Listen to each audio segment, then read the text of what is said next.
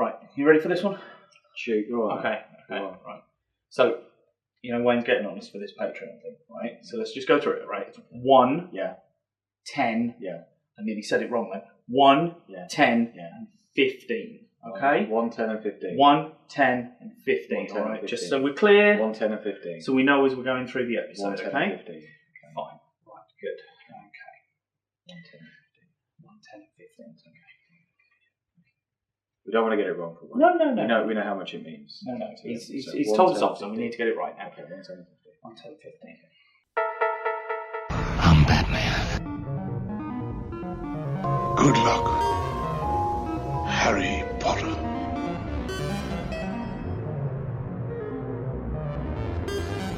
Well, cover me with eggs and flour and bake me for 40 minutes.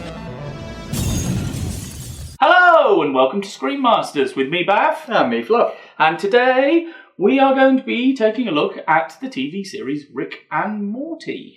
Looking over the 4 seasons, I guess. It'll be halfway through the 4 seasons. Halfway. Well, I wouldn't even say. I don't even know if it's half. We're just 5 episodes in. Yeah, we had 5 episodes, haven't we? So, Yeah. we're going to hope we're halfway through at this point. I'd like some more before we finish the season, but we know it's coming. But yes, we thought we'd have a look back over the 3 and a bit seasons of Rick and Morty that we've been so far, picking out our top. What do we go for? 5. Top 5. Okay. With honourable mentions as always. Indeed. Now, obviously, we don't know. I don't know the state when this releases, but I'm going to assume that coronavirus is still knocking around. Okay, go on then. So once again today, we shall turn to some words, and the words of Disturbed. Disturbed now. And we're going to say, get up, come on, get down with the sickness. Your mother, get up, come on, get down with the sickness. Jesus. Oh, Jesus Christ. Okay. Your reaction to them is worth it alone. What a wonderful start to the podcast. It's funny, whenever I say them, I can, even though we're recording this and it doesn't go out for a few weeks, I feel like I can hear the audience rolling their eyes, like it's an audible thing. Our good friend and listener, Mr. Dave Mortimer, has a tendency at work these days to pull out dad jokes from time to time. Nice. And that is pretty much the exact reaction that he gets from me. Yeah. The other people will laugh, and don't get me wrong, and I will just be like... I will audibly roll my eyes. Other people find it hilarious. I'm like, I can't be a good dad joke. But keep it up, Dave. Keep it up. Also, quick piece of housekeeping. Last episode in our potluck, we were discussing a question that had been sent in about sequels, threequels, trilogies, where the subsequent parts are better than the originals. And I hadn't written down the fellow's name who put the question in, or put the suggestion in, so I'd just like to credit him now. That was Mr. Jason Bradshaw through the Facebook page, through Messenger. So thank you very much for that, sir. Apologies I didn't write your name down in time for the first episode. Okay, let's do the rest of the admin then. So, hello, if you're listening to us, you're presumably on your podcast platform of choice. That's lovely. If you want links to the Apple Podcast, to Spotify, or to Zencast, where the podcast is actually hosted, you can head over to the Facebook page, facebook.com/The ScreenMasters, to find all of that. If you want to find us on the YouTube, that is bit.ly/bitebackYT, he says, just looking down at his notes again to make sure he gets it right. Where you can come to the YouTube channel, you can see us. Hello, we're here. And look, we have stuff behind us again. That some of which ties in, you see? Told you there was a little bit of foreshadowing there last time, didn't we? Foreshadowing. I don't know why I'm leaning at this microphone, because it's not on. Yeah, I know. But when we were doing the first lot of foreshadowing, we were playing to mics that weren't actually used in the end. True, but we didn't know that at the time. Yeah, we didn't know at the time, but it was picking up the creaky floors too much. And finally, if you would, so please go over to the YouTube channel, subscribe to the channel, give us a like, all that stuff, comments, whatever you like. Just, put some traffic through it for us. We're in the process of trying to increase the profile of that and get it monetized. As we've said before, if a very small percentage of our listening audience could just pop over there and click the subscribe button, we'd be well on the way. So we'd very much appreciate that. If you would like to donate more directly to us and take advantage of special bonus content, t-shirts, bits and pieces, you can go over to bit.ly/bitebackpatreon to sign up to Patreon, become a patron, with tiers at Now, we went through this. We're going to get it right this time. Yeah, come on, we got this down. Okay. Yeah. And it's $4, $8, and $12. $4, $8, and $12. Not pounds, as I said last time. No, not pounds. $4, $8, and $12. Okay. And we got it right this time, Wayne. We got it right. So thank you very much for that. And remember, as always, ladies and gentlemen, the bite is spelt like a computer bite, not a food bite. So, are we diving in, or have you got some news? Got a little bit of news. I've got nothing, because we used it all. I used all my stuff in the potluck episode. So well, that's fine. So a little bit of the news now, as is usual. Usually by the time this pod comes out, the news that we've suddenly discussed has suddenly developed a little bit further. Of course, yeah. Which is always the fun thing. So you're hearing this a couple of weeks behind, I'm sure. But even still, if you don't know this, then there you go. So, first of all, Jeremy Renner has been talking about how he's getting in shape for Hawkeye. The Hawkeye series that a couple of weeks ago was indefinitely postponed. Yes. So now that obviously seems to contradict that rumour. So he's kind of ramping up the news on that front, saying that he's getting in shape for it. So... Back on the cards. Back on the cards. Then. Good stuff. Other quick bits of news. Yep. She-Hulk. Now, there's been a few comments about who the main individual will be that will play Jennifer Walters. At the moment, the front runner, who kind of seems to be asked a few questions in a few interviews recently, is somebody I've always loved, which is Alison Brie. She's in Picard, isn't she? No, that's Alison Pill. Sorry, I'm getting confused. Alison Brie. Because Alison Pill was in the newsroom? The newsroom, correct. Thank you. Right, okay, so I'm thinking of the right person, I got them confused. Oh, yeah, of course she is. Yeah. Isn't she the ex-girlfriend? No, she's the drummer. She's the drummer? Yes. Or... Sorry, who's the ex-girlfriend? Because she's someone who does a lot. Trying to remember. I know Aubrey Plaza is in there. She's the one with the glasses, isn't she? Yeah, she just she just God, I love that film. Shouts Scott in Pilgrim when he goes to order a coffee. Anyway, so I need to watch that film again. I love that film. I just started thinking about all the vegan jokes. Yeah, but we both admitted we both hate Jason Schwartzman, so that's the reason I can't stand that film. Anyway, you only love it because of Elizabeth. What's her name again? Elizabeth Winstead, something. Yeah. Mary Elizabeth Winstead, sorry. Yeah, I do love it for that, but I love it anyway because it's Edgar Wright, isn't it? Yeah, that's right. It's the makeup of it, the way it's put together. I just think it's incredible. But I've loved Alison Brie for years. Obviously, being a huge Community fan, foreshadowing there. Dan Harmon, Rick and Morty. There you go. She's also done Glow, which was the Netflix series about the wrestling. Yes. Which again, I don't think you've still watched. No, I haven't. Again, another one. Is it a 20-minute of that one? Yeah, 20-minute episode. Yeah. Honestly, anytime I watch the series, I watch 1, 2, and 3. I pretty much buzz through them in an evening. Yeah. That's how easy they are. You don't have children. Very true. But dealing with you at times can be... Yeah, it can be like dealing with a child. Yeah, that's fair enough. So there's the rumour mill that she may actually end up playing the main character. She's kind of deflecting those at the moment. You're not committing to it, but not necessarily denying it. So one of those... The only question I'd have on that, I've got a problem with her playing Jennifer Walters, but Jennifer Walters is Hulk all the time, isn't she? It goes back and forth. Lee is as being a big... no, but I mean, the thing is, to be fair though, the amount of training and stuff like that she put in for Glow and stuff like that, she's badass. Yeah, she could beef up a bit and tone up. But I just don't think she'd be as statuesque as... No, but then again, Mark Ruffalo isn't. Yeah, that's very true. So, it's how they play it out. But again, it depends on how they're going to portray this character, because obviously we know from the comic books that it's one way. We'll see. Yeah. We'll see. It'd just be interesting. I don't think I want to see a full CGI She-Hulk. No. Front and centre of everything, if you see what I mean? No. And yes, Ruffalo is a great Bruce Banner, and obviously then they... with the face mapping stuff, put his face onto Hulk, so it works. I don't think they're going to do it disservice, put it that way. I think they've got an idea on what they're going to do. I have faith in them. And touching on Mark Ruffalo, apparentily he's also rumoured to be... Mark Ruffalo? No, I said touching on Mark Ruffalo.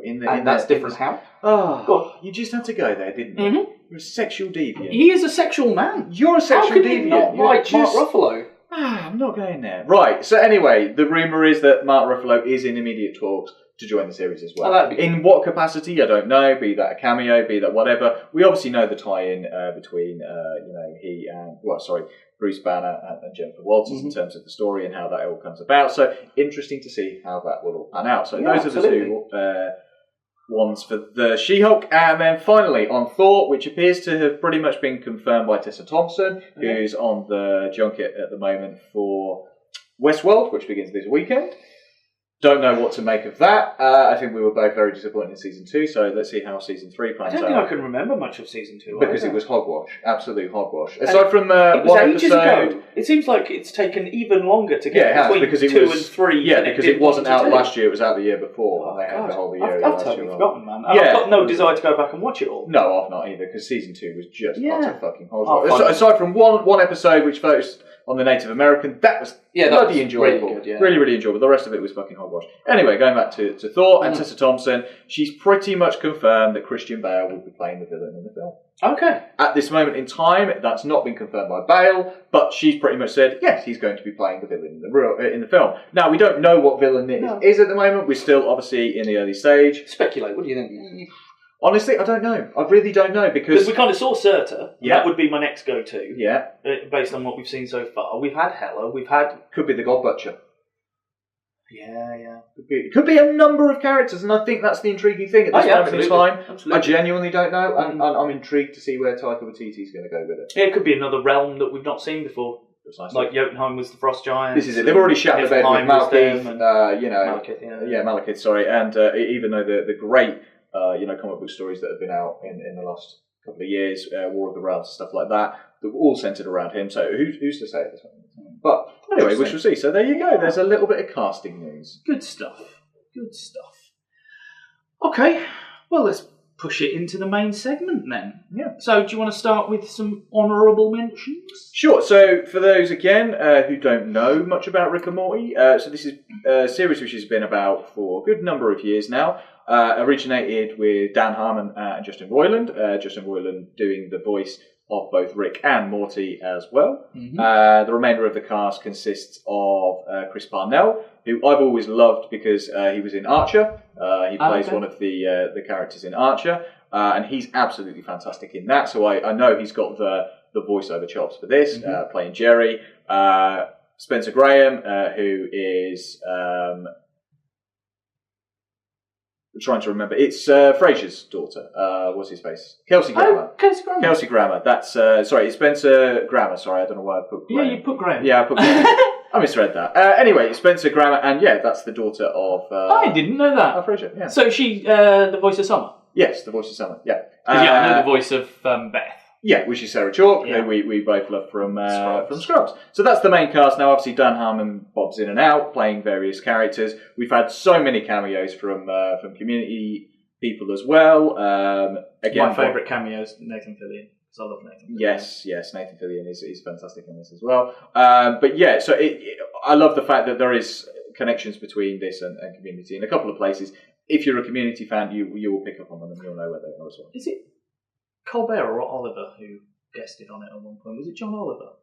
Both. They both have. Yeah. Okay. I guess I'm sure that I remember an John episode where John Oliver was in Anatomy Park. That's it. And Stephen Colbert maybe in one of the episodes that may be in one. So we'll get to that. We'll get to that. That's just a little rundown. Now we're obviously into the early stages of season 4, so it's only five episodes in, but the series had been picked up for, was it like 100 episodes, like 90 episodes? Something like that, wasn't it? Over an X amount of years. Yeah. So this was at a point where we thought, Rick and Morty's going to get cancelled. It was taking forever for the seasons to come out. And then they kind of announced, there's going to be 90 more episodes. As far as I read, it was because they didn't just want one season. They wanted multiple seasons, multiple episodes, and to have, so that they could design an overarching story based around those 90 episodes. Because again, as you'll see, you could watch Rick and Morty and assume it's throwaway garbage like South Park was in the early days, where you're forgetting continuity, nothing plays in. And actually, very quickly, you realise that isn't the case in this. Yeah. And that they are going to obey continuity and they are going to reference back to things, and that actually there is, even now, as we sit here, there is a bubbling undercurrent story that they keep touching on without saying, without shoving it in your face that they're touching on it. You've got to pick it out, but they keep coming back to it time and again in each series. So that is building to something somewhere, and which even would be interesting to see. The throwaways of we're from Earth C-137. Yep. Summer is not the Summer from C-137 as a result of them moving across and things like that. And they keep that in continuity. They go back to, the previous iterations of Earths that they've been to and all that kind of stuff, which is cool. Yeah. And again, they're sensible writers. There's even a joke in there at one point, from Summer and jokes about the fact that, no wonder they're never on time and stuff like this. Joking about the fact that they're just talking nonsense. And she's like, oh God, no wonder you never get stuff out on time. They're like, what? Nothing. And it's just a throwaway to the fact that the whole of season 3 took, a good 2.5 years. But they've always been fourth wall breakers, haven't Yes, they have, I mean, crikey, is it the end of... Is it the end of the first episode in the 4th season where it's like forever and ever Rick and Morty for 100 years forever, and it's just Justin Roiland just improving the same idea over and over again in as many different ways as he can say it, and it's he does it at the end of season 1. He does it at the end of season 1, episode 1 in season 1. He talks about it's Rick and Morty for 100 years. That's it. That's the one I'm thinking. Rick and Morty, and then again they do it again at the beginning of season 3, where he's kind of ousted Jerry from the house, and then it's just like it's going to be you and me, Morty, Rick and Morty for 9 more seasons and 900 years, and Rick and Morty, and it's quite funny. But anyway, right, so cracking on to the honourable mentions. So there's so many episodes in this. It was really fucking hard to narrow down. I think you were doing this earlier, and you were saying the exact same. But there are some which are just truly fantastic. Didn't quite make it into the top 5. Right, so first is Vindicators 2. Okay.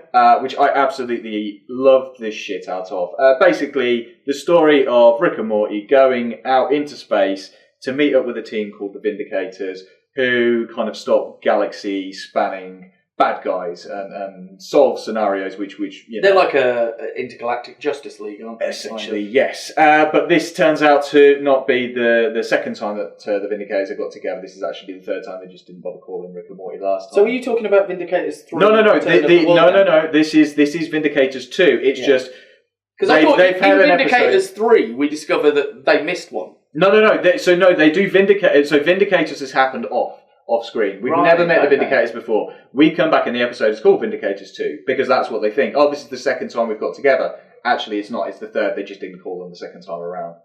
So there's a kind of that was in episode 3, the third Vindicators one that happens. There's only one Vindicators. There's not. There's Vindicators 3, The Return of Worldender. Okay, maybe it's called Vindicators 3 then. Sorry, Mike. 3. Yeah, it's in season 3, but we never have a previous Vindicators episode. It was on the episode list when I was looking at it. Okay, well, we'll have to. There is a previous Vindicators one. Okay. I think it's Vindicators and then Vindicators 3. And then in 3 they say that we missed 2. Okay. I think. Or it's, like you say, it's 2 and 3, and when they get to... No, because in 3 is the one where they go, we missed one. And I'm sure that was the one in the middle, because we've met the Vindicators before. Anyway, Vindicators. Carry on. It's just really enjoyable, because it's basically the story of Rick. Yeah, don't say too much about that one, because it's on my list. Okay, that's fine. Just getting absolutely shit-faced drunk, and causing mayhem. And, you covered it, well done. Rick just getting shit-faced drunk, and that pretty much covers that. To be fair, that covers half of the episodes for half of the seasons. Thanks. But that's my number 3 down the pan. Carry on. Oh, come on, don't be such a crybaby. Right, so another one. Look who's purging now. Yes, the Purge Planet one. Purge Planet one. That one's funny. I absolutely love that one. Again, if you haven't heard of the film The Purge, the simple thing is that the whole of society breaks down, and that it's a free for all. Everybody gets to kill each other. That's essentially the purge of it, and that was hilarious. Big Trouble in Little Sanchez, the introduction of Tiny Rick. I'm not saying anymore. Don't say anymore. Not saying anymore. Wonder if that's on your list then. Morty's Mind Blowers. Don't say anymore. Jesus Christ. Okay. And then finally, the last episode of season 4, which is Rattlestar Rick Lantica, which is the... I haven't got that one. Okay, that's fine. Okay, so that's the snake episode, where they're out in space. Morty gets bit by a space snake, who is literally a snake in a spacesuit. Yes. And then he feels really guilty about the fact that this snake, who was like the astronaut for a snake planet, he feels really bad about it, so he goes and buys a snake from the pet store and then puts that back on the planet, which causes no end of upheaval, and then the whole planet turns into like Terminator-style snakes all over the place, and it's just fucking ridiculous. I I love it. But the thing is, I've only seen that maybe once, maybe twice. Yeah, so it's perhaps the reason why it's a little bit further down. Right, I'm going to throw it over to you then for your honorables. Again, if I've got any here that you're going to mention, just say. So, the 2 interdimensional cable episodes. No, they're not. I would mention those just because they're funny. Yes. And they've given rise to words like plumbus and squanchy. Well, Squanchy's character, isn't he? Yeah, He's coming up. Squanchy. But yeah, the plumbus was in that, wasn't it? And what is it? There's like an 18 type show that they watch as well, isn't there? Oh, I can't remember what they're called. Ball fondlers or something That's like that? it! I think you might be right. I think it might be ball fondlers. Yeah. Fuck, that's so funny. And yeah, all the other bullshit, the eye holes, breakfast cereal, and all that kind of random shit. They're funny as fuck, and just crazy because they're just clip episodes. Mm-hmm. They're just fillers, aren't they? Yeah. Really, there's no plot to Which them. is essentially where kind of Morty's mind blow is kind of. It was like, oh, okay, this is our interdimensional cable. But I've got that one for other reasons. Yes, okay. Yeah. Episode 1, season 1, episode 5, Meeseeks and Destroy. No, that's not that one. Love that one. Of course, behind us, you can see the Meeseeks if you're watching us on the video. We've got our Meeseeks here. Look at me. Hi, Mr. Meeseeks. No, I can't do it. No, you can't do it. No. I used to be able to. What does he say? I'm Mr. Meeseeks, look at me. He does. Okay, I can't think. Anyway, but yes, I love that one, and that one's brilliant as well because at the beginning, it's when they get the Meeseeks box because that's the secondary storyline, isn't it? Is the normal people, the family, playing with the Meeseeks box while the other two are off on their adventure. Yeah, and it's Jerry, Summer, and Beth all ask the Meeseeks for something, and the girls are just so vapid and basic about it, and you think, oh God, as if you're ever going to attain that. And Jerry's just like, I just want help with my golf game. Yeah. And he seems like the easiest thing to do, and then it turns out that their problems get solved in a heartbeat because actually that's really easy to do, and Jerry just cannot fucking improve at the game. So the Meeseeks end up using more Meeseeks to try and get Jerry to win, and then the Meeseeks get upset that they can't die because they can't finish the task, and they're getting really old and upset with each other. It's so funny.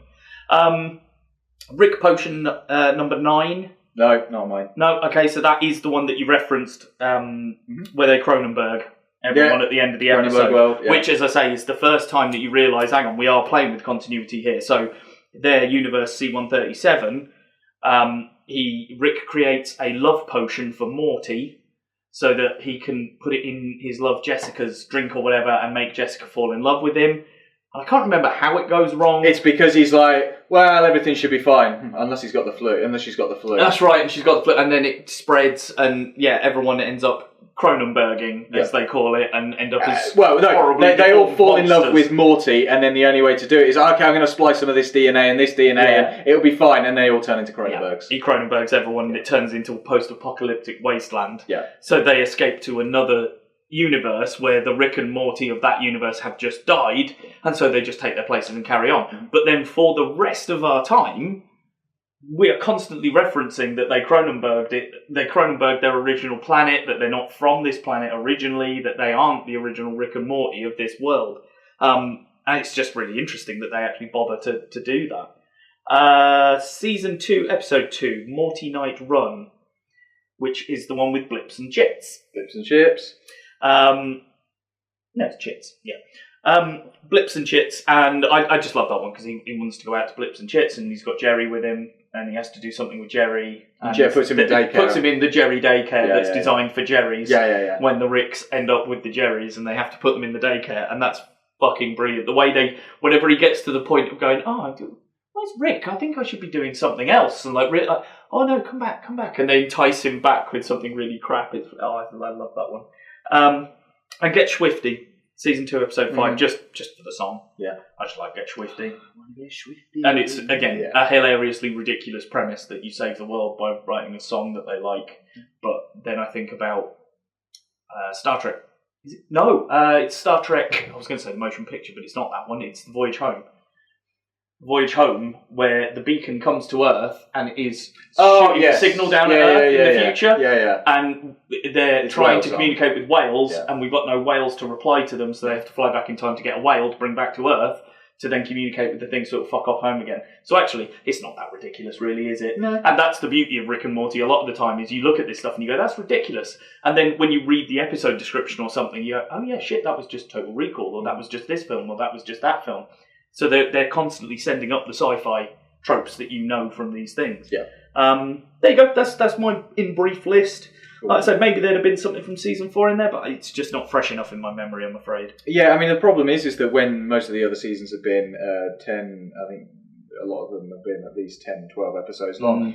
We're only 5 episodes in, and yeah, I haven't gone back and watched it, because usually once I finish the series, I'll go back and watch it again and again. Yeah, like I said, season 1 5 and 2, episodes, it's... Yeah. I also think it's this timing thing as well. Because season 1 and 2, we had them for so long that I just rewatched them over and over again, and I've watched season 3 a couple of times, I think, maybe 3 times, but not a huge amount, because again, season 4 was slightly quicker coming than we would have thought. But go on then. Right, Your number 5 then. My number 5 is... Now, again, apologies in advance, sorry to cut you off. We haven't been through the list, as you've just realised, through that bollocks. So we don't know what each other's got. Yeah, we both got the same for number 1. So that's fine. I think we predicted way beforehand that we would probably have that beforehand. I've got to be honest, I'm a little bit over it now, but it's kind of like a song that's been played too much. But sure, it doesn't change anything. No, when we get there, So the number 5 for me is Rick's Must Be Crazy, which is the Miniverse episode. Which is the one... With his car! Yes. Which is the one, as you were saying previously, with Stephen Colbert in. Ah, okay. Yeah. Because he plays Zeb, I think his character's name is. So the premise of this one is that Rick's car battery is dying, and so what he and Rick and Morty need to do is go inside the battery and basically sort it. So they go inside the battery, it turns out it's a miniverse. And that Rick has basically spawned a planet due to, sciencey ways, spawned a planet, and that planet basically pulls a bunch of levers or stamps on stuff and basically generates power for Rick's car. Yeah. And so that he can charge his phone and stuff like that. And the reason that they're not getting the power is because a scientist, very similar to Rick in this universe, has also created a microverse. And so they go into the microverse. And it turns out in the microverse, that's not generating power because the guy in the microverse has created a teenyverse, and it's this whole ridiculous sciencey notion. Again, you suddenly get a Rick Sanchez and this Zeb, and they're just so similar that they keep repeating things of each other, just like, oh yeah, by the way, this is peace among men, kind of a deal, or doing exactly the same thing. One of them's a heroin addict, one of them's an alcoholic. What the fuck?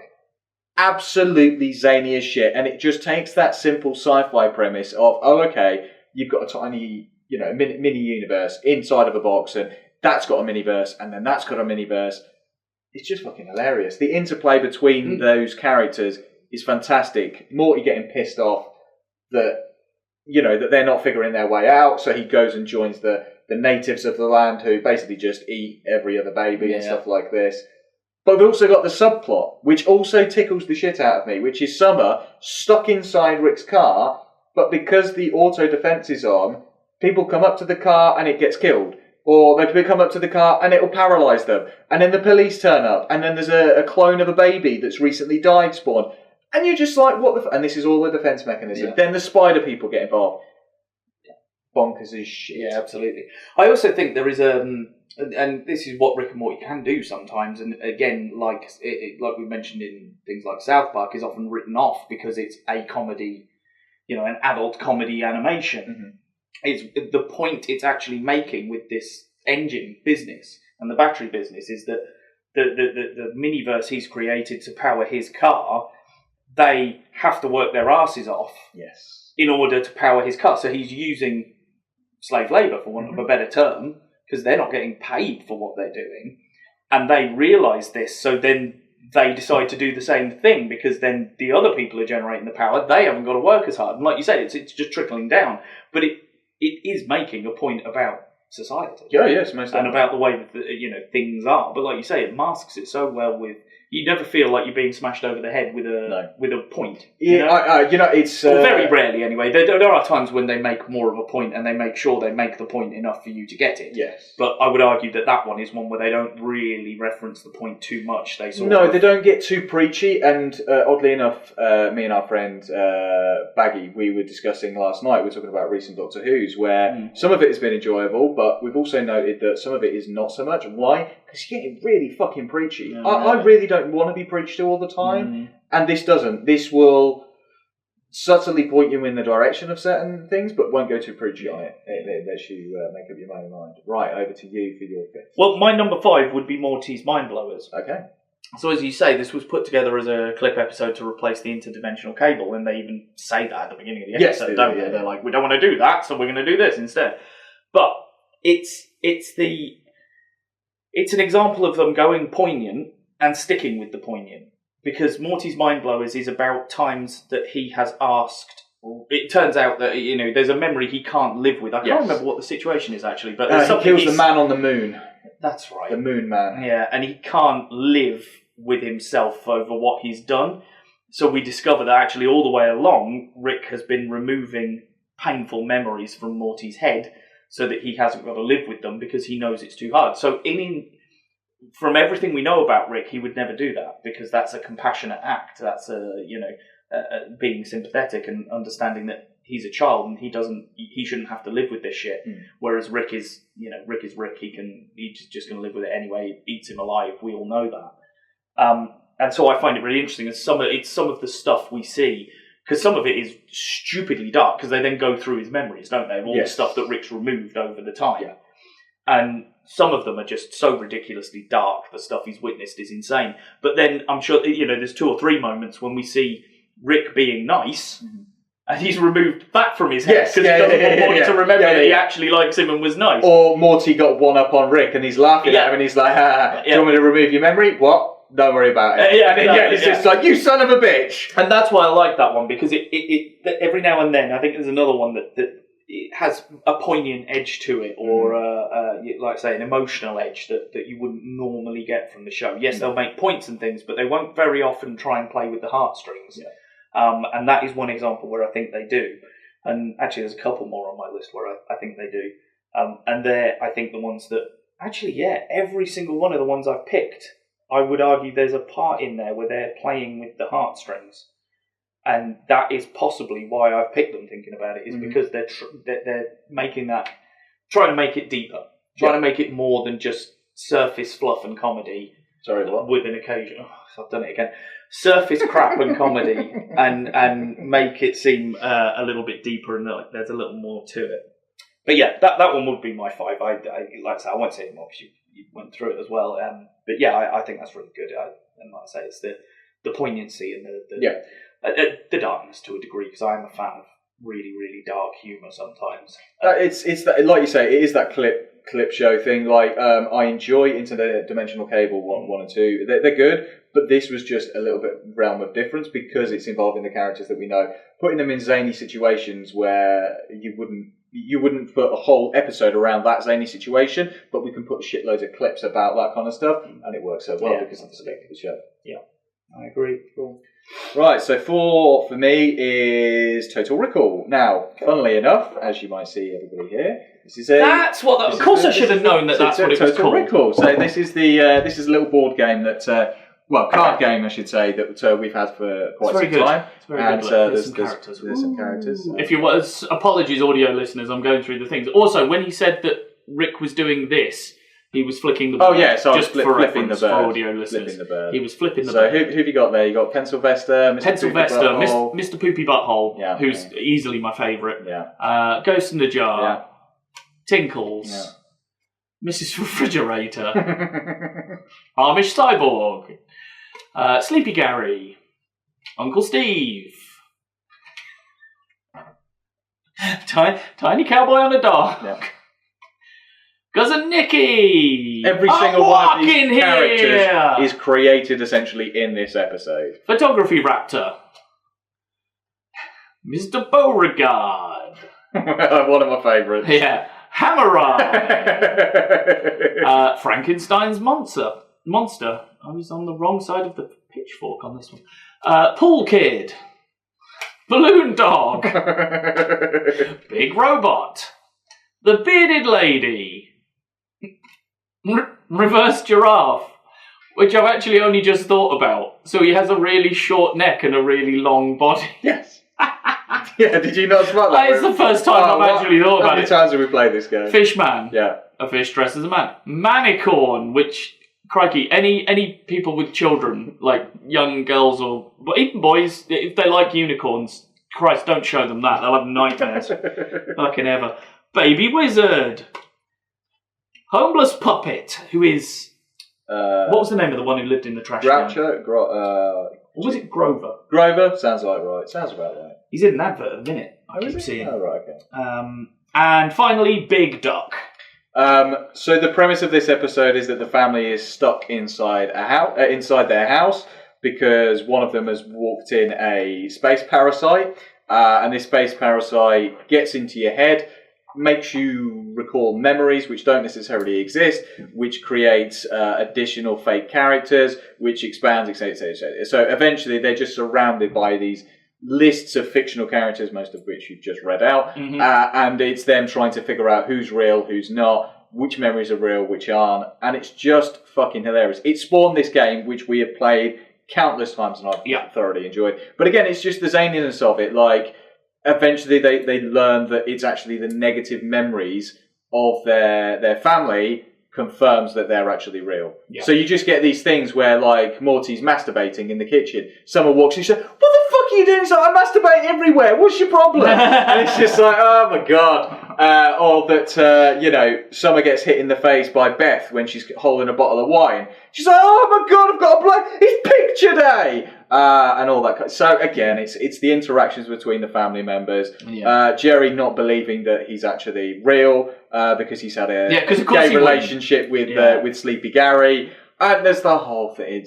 Because they've got to try and figure out who's a parasite and who isn't, don't they? And then you have to kill the parasites to leave the core family left. Yeah. And they can't decide who's real and who's not, because it's Mr. Poopy Butthole, isn't it? It's the one who runs through most of it, because they've all got loads of lovely memories of Mr. Poopy Butthole. And they haven't got a single bad memory of it. And I think, again, this is, the cleverness of what they're doing. I'm fairly sure on that one, we see Mr. Poopy Butthole in the title sequence. Yes, we do. When we haven't seen him at any other point. So they planted a seed right at the beginning of the episode to play into that.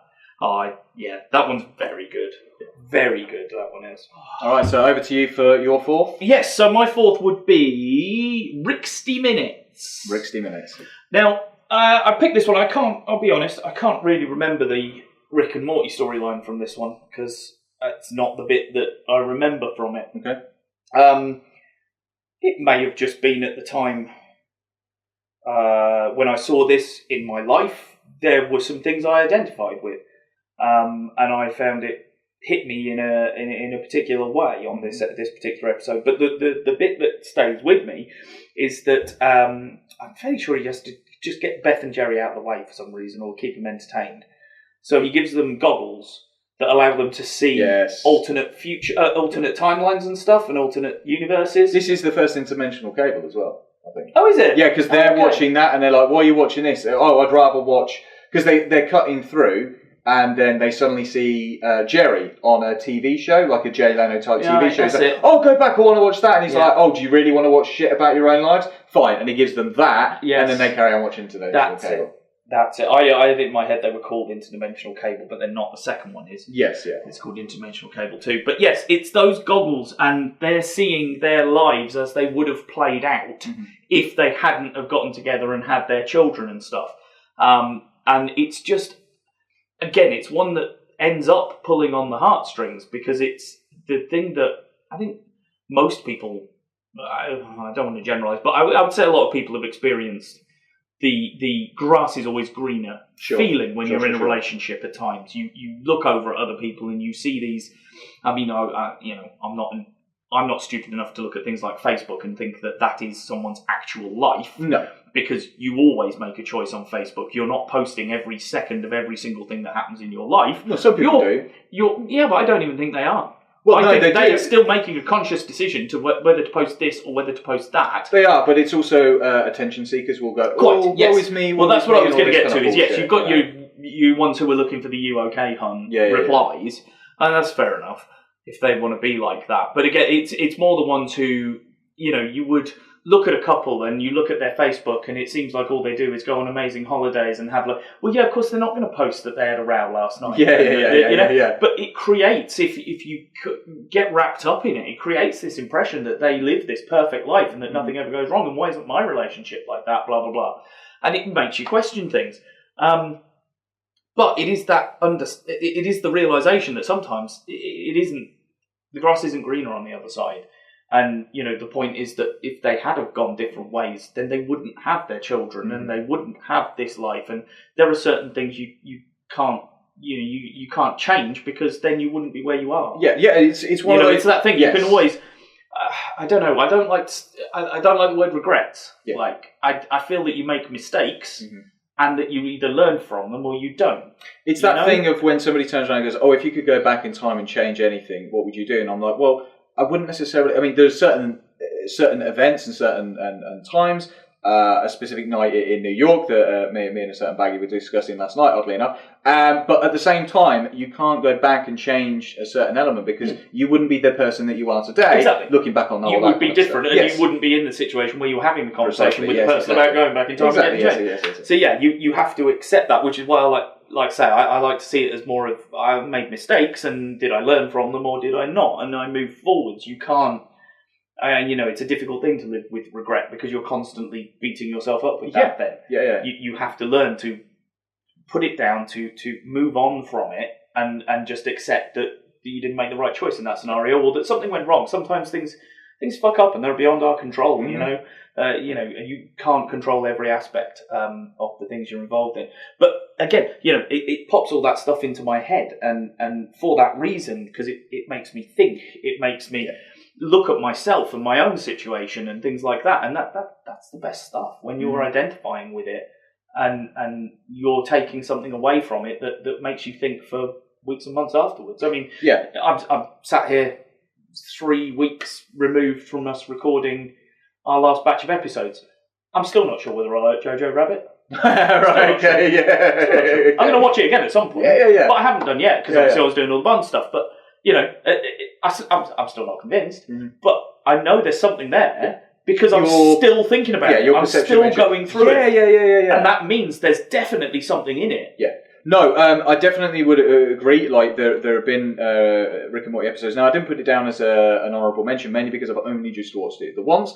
There was an episode within the latest season 4, where Rick has this guy who finds his secret toilet and he's using it, and he goes on a whole investigation to find out the guy, and then he sets up this elaborate thing, basically going, he's got like 100 holograms, congratulations, this great guy. And then eventually the guy dies, and you just get this sense of foreboding loneliness and longing from Rick. And as you say, I can empathise and I can understand that position, because I felt that myself. And that was it. Afterwards, I was like, fuck yeah, you just see him sat there and he's just like really melancholy and really doesn't know what to do. And it's like he's tried to set up this whole elaborate thing for a guy who was essentially his closest thing he could say at that point was his friend. Morty is his grandson. He's his friend, but he's also his grandson.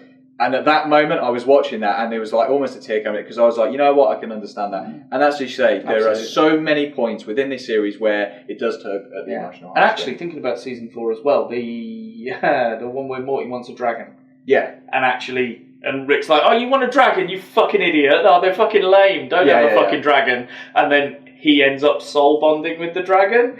And it's that bit where they're like in the dragon's cave and he's going through all the shit and going, oh, you got the Futures album. Oh, wicked, blah, blah, blah. Yeah, he signed it in Molly. Fucking hell. Oh, it was brilliant. Did make me go back and listen to that song, though, because I'd totally forgotten about Molly Percocet. But yeah, that was great. And again, that was Rick finding a friend. Yes. And he needed a friend, because he does need a friend, because he doesn't let people in. Yeah. So, yeah. And again, I can certainly empathise with that as well. Right, so my number 3. Now, I really enjoyed this one, and again, I think you touched on it a little while ago, which was Rick Mantis Mix-Up, which is the Stories of the Citadel.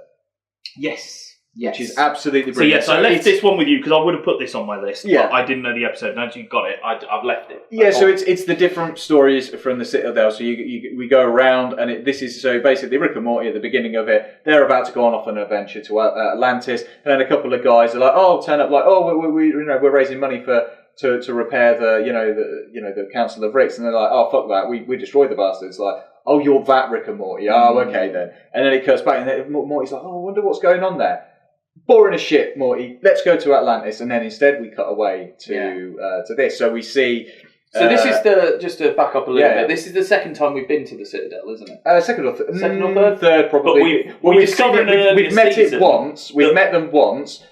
Which is how we come across evil Morty in the first place. Yes. We then have the beginning of season 3 where they blow the fucker up, and then we have this one later in season 3 where they're putting it back together. So yes, this is we discover in that first episode there is a citadel full of Ricks and Mortys, and that there is a Rick in every universe. He has a Morty in every universe. Well, there's an equivalent of a Rick and a Morty. Yes, they look different depending on because there are different versions of them and different hats, and they obviously did a little mobile game, didn't they? That was like I was playing that for a good while. Catch all the Mortys. Yeah, that was hard. But we essentially discover that there are a council of Ricks of different types who run the multiverse, essentially, don't we? Yeah. And they are Rick and Morty from C-137 are always running into trouble with these other Ricks, because I guess I even think you might say it, but isn't it something like the C-137 Rick is the Rickest of the Ricks? Yeah, or something? he's the Rickest of them all. He's the most Rick he's the biggest arsehole of them all. Basically. He's the renegade. Even the artist formerly known as Rick, who ends up dead. That was just brilliant. Mm-hmm. But yeah, it's interweaving stories between a Rick who basically becomes a police officer, who meets up with a Morty, who's just a really down, fucking miserable bastard. He takes him on the kind of the scummy sections of the Citadel, and they meet a bunch of Mortys who are helping a really befuddled Rick who's creating some fucked up portal potions, and it's really weird and really stupid stories. We get some Mortys that are in a school, again from different Earths and stuff like that, who are basically being educated so that they can get given to other Ricks, because we've had a whole culling of Ricks and Mortys as a result of loads of stuff. So these are all... At the same time, we've also got the political issue going on. A Morty is trying to get elected president of the Citadel. But it's always been Ricks. And all the Ricks talk down to him, and then he's just like, "Are you done? Like, can we talk on the serious stuff?" And suddenly it's like, "Oh, everybody loves the Morty," which you obviously foreshadowing a little bit later. But there's also the wonderful story which... the t-shirt comes in. Oh yeah, Simple Ricks. Of basically... Showing off to the camera for audio listeners. So it's a story basically about a Rick who feels like he's been done over. He's been in this shitty job for years. Somebody else gets promoted above him, even though he's been there for 2 weeks, because he's the cool Rick. So he holds somebody hostage, and there's a whole thing. Basically, Simple Ricks is made from the memory, like the really wonderful memory, and they just take a little bit of juice out of his head. And each bar of Simple Ricks is infused with this. Because they do the advert for it is brilliant, isn't it? Because it's like him out in a field tilling away, and it's like Simple Ricks.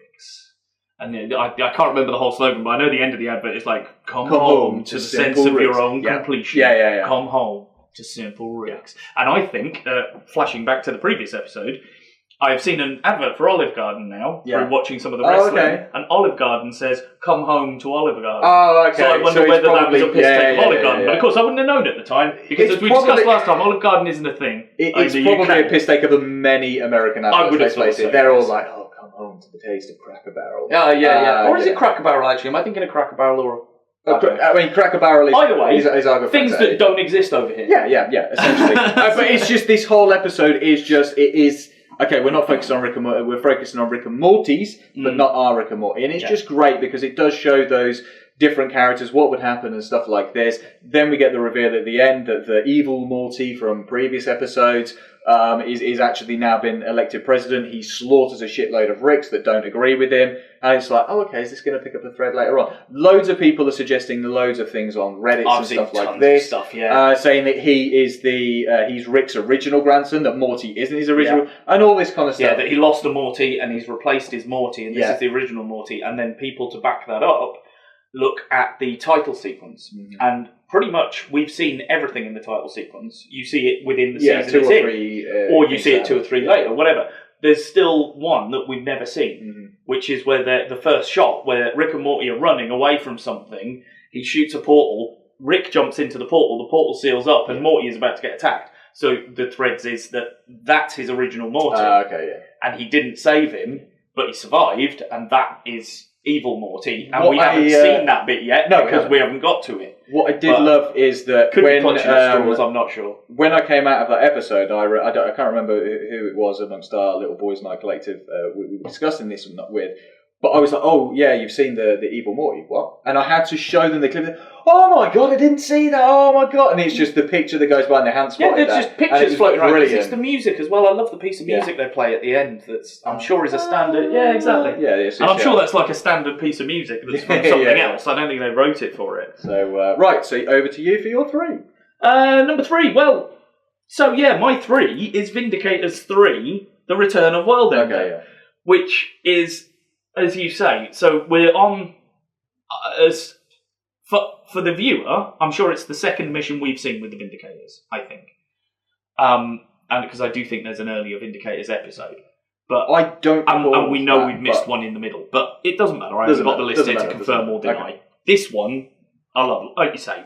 Essentially, they go there. It's one of Morty's... Morty's adventures. Because he gets... I can't remember which episode it is, but is it first season, I think? They decide that Morty gets a card... And he gets to choose 10 adventures. Well, they go on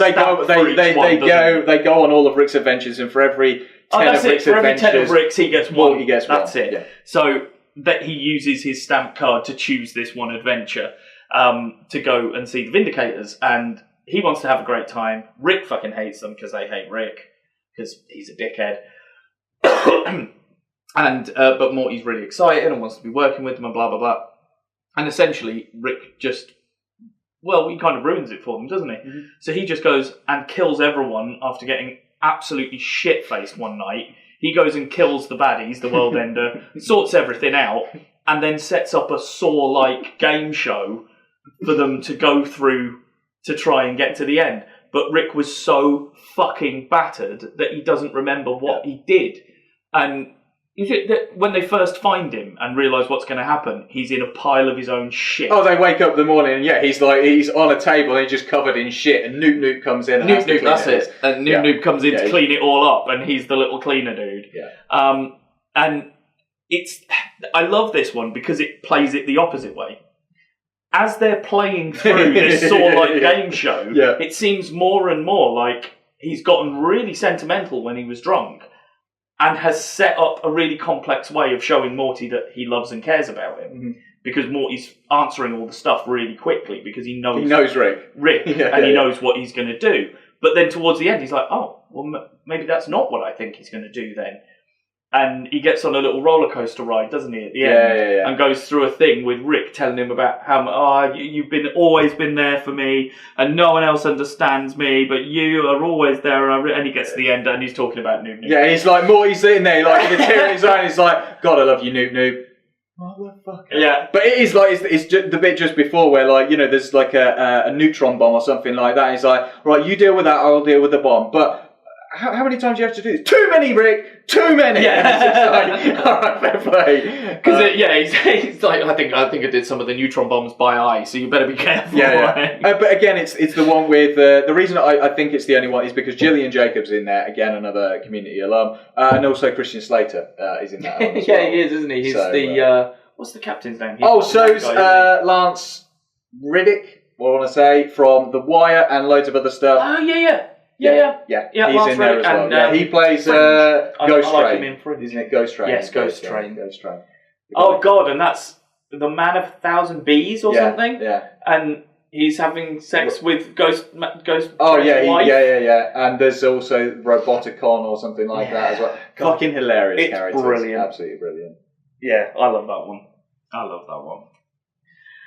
So, episode 2 on my list for me is Rick Shank Redemption, which episode was 4, season 1. No, episode 1, season 3. So this is the one that kind of came Oh, out sorry, on April yeah, Fool's Day. I got it round. It's the beginning of season 3, isn't it? This is the one with Nathan Fillion in as well. That's it. So this one is Rick, who had been arrested at the end of season 2 and kind of given up, and so that the family could go back to work. Again, that was a really emotional episode previous to that. So this one kind of is Rick. His mind is being investigated by the bugs or whatever, who Nathan Fillion is playing, and basically they're trying to get out of him. How does he make his portal gun, essentially, so that they can, take that technology? And what they think is a whole elaborate plan, and they're trying to get him to reveal information. It's all a setup by Rick. He's still in his own head. He's still smarter than a lot of them, and basically outsmarts them.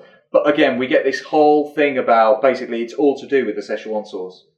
McDonald's Szechuan sauce. McDonald's Szechuan sauce that came out with the Mulan movie, and how he fucking loved it. And the fact that McDonald's, as soon as this happened, had such a demand for Szechuan sauce that they ended up giving out a shitload of Szechuan sauce. Not in this country, sadly, so I still haven't tried the Szechuan sauce. However, the whole of America had Szechuan sauce for a little while. I even saw a little video where they took a huge tub of it. Tubs of it, weren't they? Yeah, they took a tub into the office for Rick and Morty guys, and they went, there you go, there's the Szechuan sauce. They'd never even fucking tried it. They just threw it in there as a line, and it was like brilliant. However, it's one of those things that I guess with the guys being that age, they remember it from the mid-90s when Mulan came out and whatever. And we've got Mulan out this year, so fingers crossed for Szechuan sauce. Yeah, come on. So we know you're listening, Disney. Yeah. But again, it's this whole thing of Rick just trying to come up with this elaborate backstory that breaks your heart, and he's just like, it's the scene where he's just like, oh, it's the shot between the greatest sports team achievement and where you were on 9/11, and you're just like, okay, these are actually certain things that people do kind of remember. And it gives this whole elaborate backstory, which turns out to be absolute bollocks. And at the same time as this going on, Morty and Summer have gone back to the Cronenberg world. Yeah. So we go back to Cronenberg world. We meet the original, family, basically because they're trying to save Rick. Because that's it. They're just like, fuck it, okay, we've got to save Rick. So they go back to the Citadel. Turns out the Citadel want Rick dead. So they tend to assassin squad, and then Rick moves his brain between, and it's just brilliant. Like, we'd had a huge gap at this point between season 2 and season 3, and this dropped. I'm sure this dropped on April Fool's Day, something like that. And there was a gap between it and the rest of season. Yeah, there was like another 6 months, but it was just the fact that this dropped, and I was like, nah, that's not, holy shit. This actually an episode. It was so fucking good. So good. Really for numerous reasons. For the Nathan Fillion of it was hilarious. Is that the one where he's talking in a Shoney's for most of it? Shoney's, yeah. Shoney's, yeah. Is Shoney's a thing? I imagine so in America. Yeah, I don't know. It's like an Applebee's. Because it's like Squanchy or Plumber, so they're just words that I don't know whether they've made up or whether Shoney's is actually a thing. Because I know Denny's, I know Wendy's, I know IHOPs. I know. Yeah. I thought I knew Chili's and all that sort of stuff. That's the thing. Until I thought I knew a lot of the brands until being the Elite and AEW, I'd never heard of Cracker Jack before. Cracker Barrel. Yeah. Cracker Jack. Same thing. I've never heard of Cracker Barrel. I'd love them to open a Cracker Barrel because apparently their breakfasts are fucking brilliant. Yeah, fair enough. So brilliant. Oh, cool. Right, so that was my number 2. Over to you. So my number 2, as I managed to shut you down earlier, is Big Trouble in Little Sanchez, season 2, episode 7. I kind of knew this one. Which is Tiny Rick. Now, for me, Tiny Rick was Pickle Rick before. That was the equivalent. We had Tiny Rick before that. So this one is that Rick turns himself into a younger human, or a Tiny Rick, so that he can attend school. With Morty. I can't remember, is it because to try and help him with Jessica again? No, it's because Summer and Morty need to fight the vampires. That's right. There's hunting. Twilight vampires in there, aren't there? Because it was back in that sort of day. So yes, and again, this one, you think it's all just silly and good fun. And then as it goes on, you realise that he's stuck in that body, and that if he doesn't get back to full size, he's going to die. Mm-hmm. But he's actually enjoying himself as a child for the first time in his life. He's actually having fun. So he doesn't want to change back.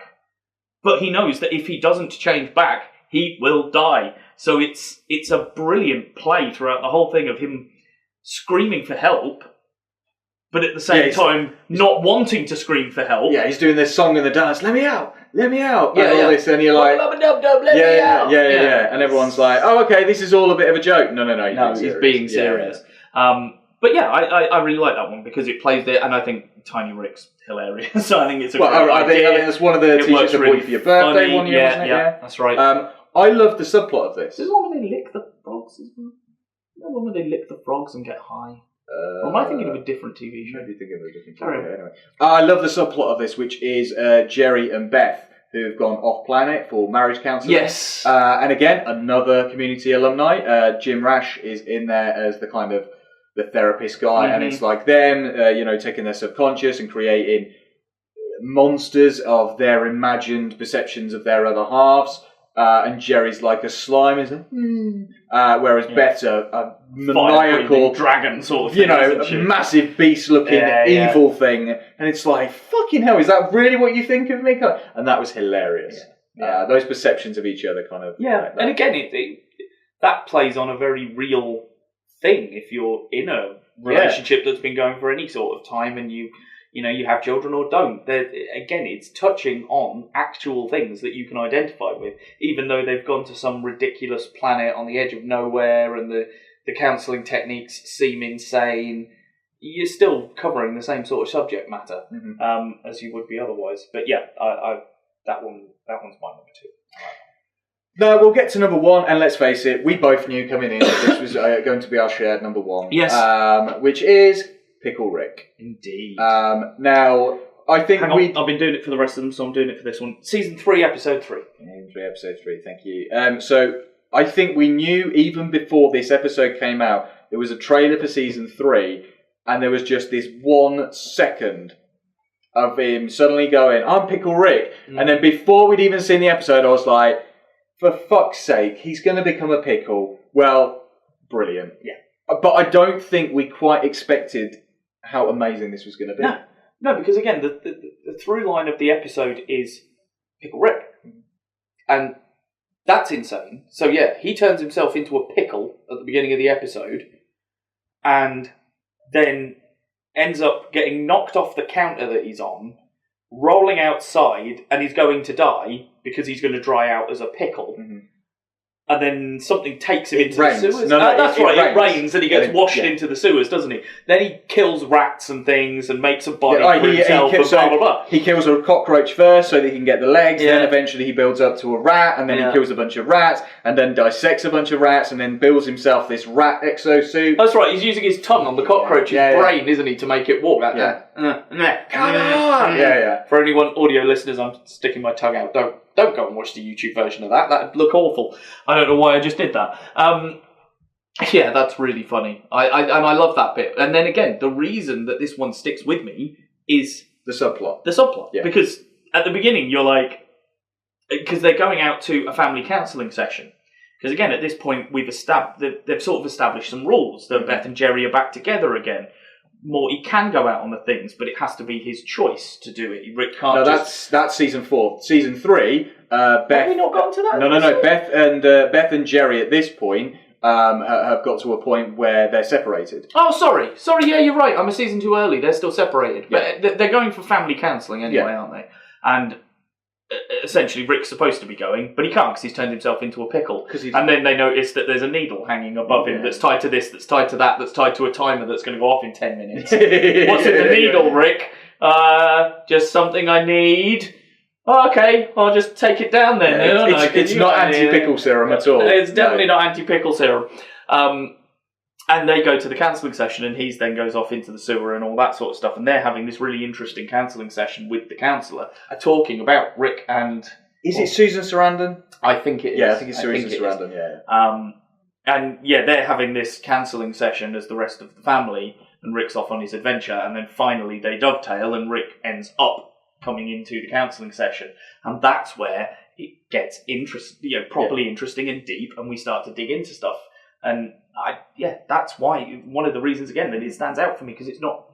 The silly comedy plot that's going on the side is fantastic.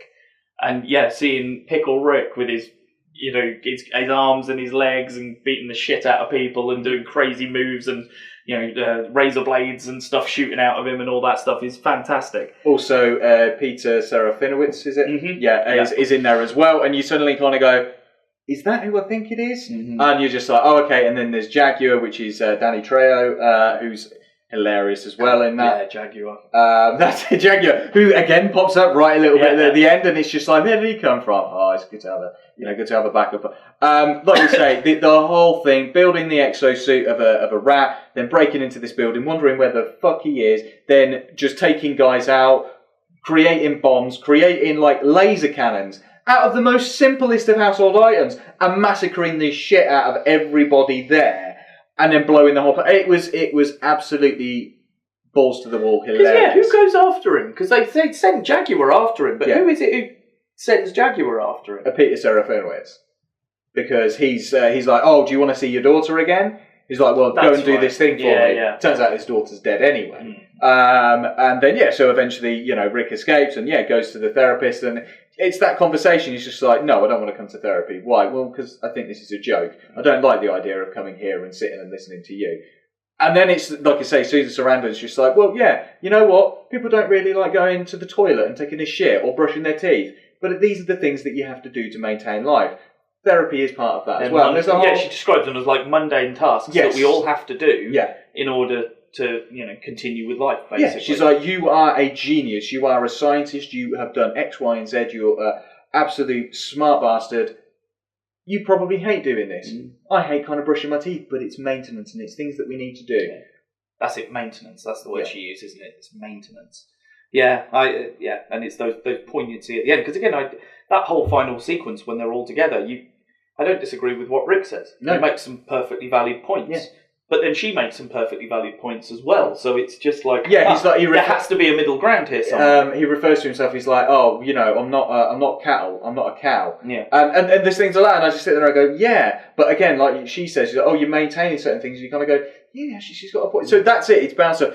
And by the end of the episode, like, obviously Rick finally gets his anti-pickle serum and turns back into Rick, which is just a horrible thing to see. You just see him turn from a pickle to that. But again, it's building the rapport between he and Beth. Their relationship has been very much up and down, but they're building this rapport.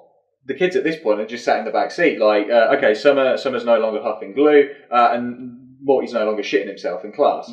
That was the whole crux of it, and stuff like that. But that's kind of just been forgotten about, and it's just building that relationship between Beth and Rick, which again, I think later in season 3, where they go to Beth's imagination land. Oh, yeah. I can't remember.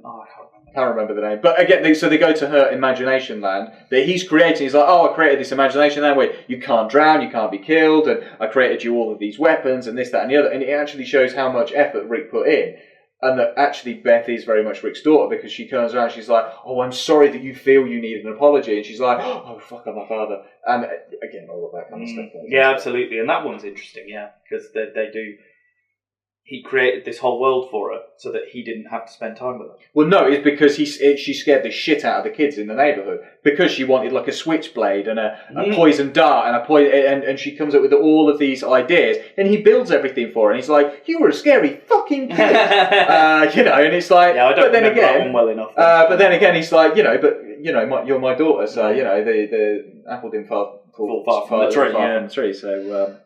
So there you go. So that has been the adventures of Rick and Morty. Indeed. Yeah. Pickle Rick's number one, baby. Pickle Rick. Which, I didn't go for the Pickle Rick t-shirt. I went for Simple Rick's today, just because I like the colour. But there we go, ladies and gentlemen. Thank you for listening, stroke watching. Please let us know your thoughts, whether you agree with our Indeed. Remember, we are always subjective on this show. We welcome your opinion. You may be wrong, but we welcome it. You're mostly wrong, but yeah. There is no wrong opinion, I would say. We are always happy to hear a different point of view. We may not agree with the point of view, but that's the point. We don't always have to agree. We don't agree with each other. Live and let live. We don't agree with each other at times. No, exactly. So, yes, thank you very much for listening, watching, whatever you've done. The links again that you need. If you go to bit.ly/biteback.yt, you will find the YouTube channel. Give us a like, a subscribe, all that sort of stuff. Thumbs up, it all helps. Thank you very much. If you would like to donate more directly, you can go to bit.ly/biteback Patreon. and you can donate there with tiers at $2, $4, and $6. Yeah, that's right. $2, $4, and $6. $2, $4, and $6. To get exclusive content, t-shirts, goodies, whatever it might be, depending on the tier you go for. And of course, as always, it is spelt as a computer bite, not a food bite. And all of this information can be found over at the lovely Facebook page, which is facebook.com/the ScreenMasters. I think that's about it. I'm running out of voice. So, let's sign off quickly. I have been Bav. I've been Fluff. And this has been ScreenMasters. I feel like I cut you off there, so... Oh, that's fine. You know, you just cut me off all the time. I'm used to it. I was just going to say, what a lovely podcast. No, what a lovely podcast. It's a shame, because if we were on Twitter, I'd tweet them and let them know. But, yes, what a lovely podcast. I have been Bav. I have been Fluff. And this has been ScreenMasters.